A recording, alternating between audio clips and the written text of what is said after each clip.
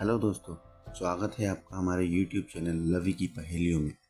आज हम आपके लिए लेकर आए हैं एक रहस्यमय कहानी जो कि अलीगढ़ की एक सच्ची घटना पर आधारित है। रिया अपने मम्मी सुमन और पापा विनोद के साथ दिल्ली में रहती थी। वह हर साल अपने मम्मी पापा के साथ गर्मी की छुट्टियों में ननिहाल जाती थी। उसका ननिहाल अलीगढ़ ज़िले में है। एक बार की बात है, रिया के स्कूल की छुट्टियां पड़ चुकी थी। रिया और सुमन ननिहाल जाने के लिए तैयार थे। विनोद को ऑफिस में काफ़ी काम होने की वजह से शाम को छुट्टी नहीं मिल पाई। दिन ढल चुका था।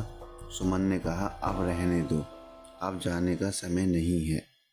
सुबह होते ही हम अलीगढ़ के लिए निकल जाएंगे। इस पर विनोद ने कहा, हमारे पास खुद की कार है। दिन ढल गया है तो क्या हुआ, हमें कौन सा वाहन बदलना है।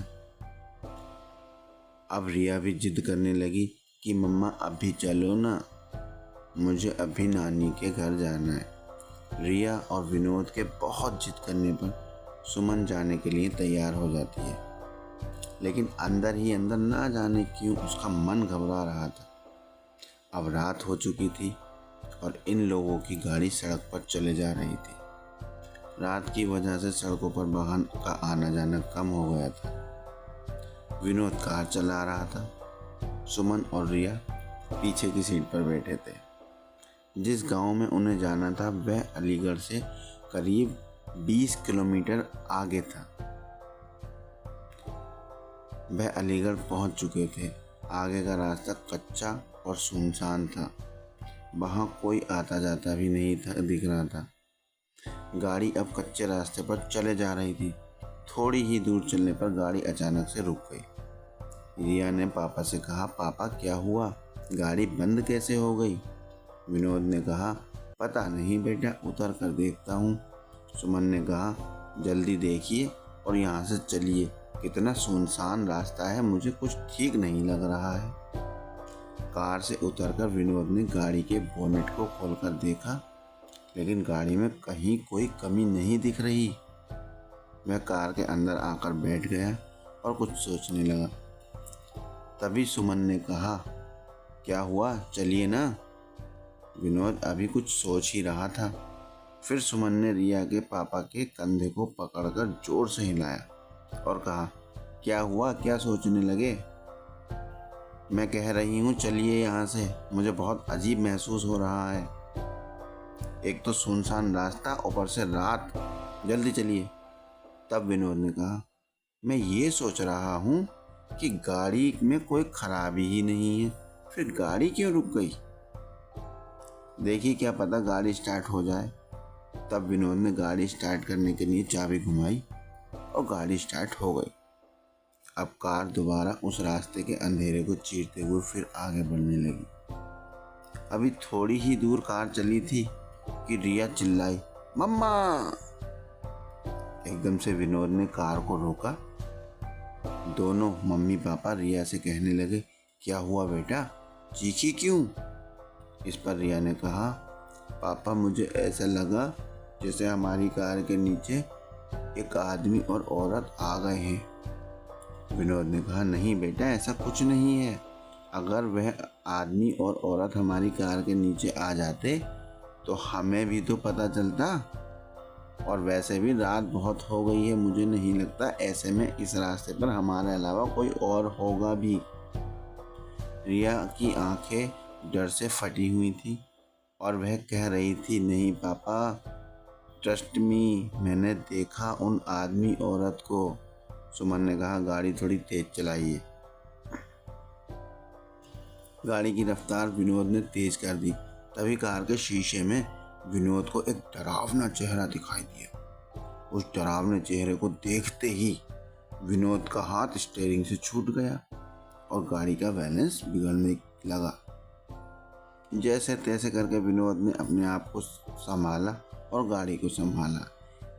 एक औरत और आदमी दिखाई दिए जो गाड़ी रोकने का इशारा कर रहे थे, लेकिन विनोद ने गाड़ी नहीं रोकी, बल्कि गाड़ी की रफ्तार तेज कर ली, क्योंकि अभी तक वह रिया की बात पर विश्वास नहीं कर रहे थे और अचानक से उन दोनों आदमी औरत का कार के सामने आना और लिफ्ट मांगना सुमन और विनोद को डर से भर देने के लिए काफ़ी था। विनोद तो पसीने से लथपथ गाड़ी को अंधाधुंध रफ्तार में भगाया जा रहा था।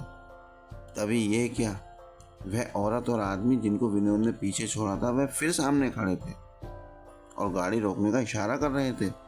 अब तो उन तीनों की जान मुंह में आ गई थी। अचानक सुमन का फोन बजा। सुमन कहती, हेलो कौन? दूसरी तरफ से सुमन का भाई अर्जुन बोल रहा था। हेलो दीदी, कैसी हैं आप? सुमन ने कहा, भैया कुछ ठीक नहीं है, इस रास्ते पर बहुत गड़बड़ है। और सुमन ने उन दोनों आदमी और औरत के बारे में भी अर्जुन को बताया। तब अर्जुन ने कहा, दीदी आप चिंता मत करो, मैं अभी आता हूँ। और 10-15 मिनट के बाद ही अर्जुन वहाँ रास्ते पर खड़ा था। विनोद ने अर्जुन को देखकर गाड़ी रोकी और कहा, अच्छा हुआ अर्जुन तुम आ गए, पता नहीं क्या हो रहा था हमारे साथ, कुछ भी समझ में नहीं आ रहा था। अर्जुन ने कहा, कोई बात नहीं है जीजा जी, मैं आ गया हूँ ना, अब आपको कोई प्रॉब्लम नहीं होगी। अर्जुन भी अब कार में बैठा और कार घर की तरफ चल दी। अब तो मानो जैसे सुमन और विनोद का डर अर्जुन के आ जाने से हवा हो गया था। अब सब लोग घर पहुंच चुके थे। अर्जुन ने कहा, लाइए जीजा जी कार की चाबी मुझे दीजिए, मैं कार पार करके आता हूँ, आप अंदर जाइए। विनोद ने कहा, ठीक है, और चाबी अर्जुन को दे दी। जैसे ही रिया और उसकी मम्मी पापा ने घर में एंट्री की, तीनों लोग चौंक पड़े। घर में सब लोग रो रहे थे और सामने किसी की लाश पड़ी थी। यह देख सुमन और विनोद दंग थे कि क्या हुआ है घर में, और हमें अर्जुन ने कुछ नहीं बताया। सुमन की माँ ने रोते हुए सुमन से कहा, बेटा तेरा भाई अर्जुन अब इस दुनिया में नहीं रहा। इतना सुनते ही सुमन, विनोद और रिया के पैरों तले जमीन खिसक गई। सुमन को विश्वास ही नहीं हो रहा था, क्योंकि जो भाई घर के बाहर तक उसके साथ घर में उसकी लाश पड़ी हुई थी।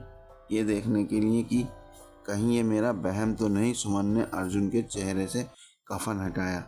हाँ, ये सच था, सामने जो लाश पड़ी थी वो अर्जुन की ही थी। सुमन के पिता ने बताया कि रात 9 बजे अर्जुन अपनी बाइक से घर आ रहा था। तभी उसकी बाइक को एक ट्रक ने जोरदार टक्कर मारी, जिससे उसके सर में चोट आई, पैर में चोट आई और उसकी मौके पर ही मौत हो गई। मगर अर्जुन मर चुका था। अगर अर्जुन मर चुका था तो बाहर जो था वह कौन था? यही सवाल उन तीनों के मन में था, और यही सवाल हमारा आपसे है कि अगर अर्जुन मर चुका था तो भी बाहर कौन था? दोस्तों, कभी कभी ऐसा होता है कि हमारे अपने हमसे दूर जाने के बाद भी किसी न किसी वजह से जुड़े रह जाते हैं।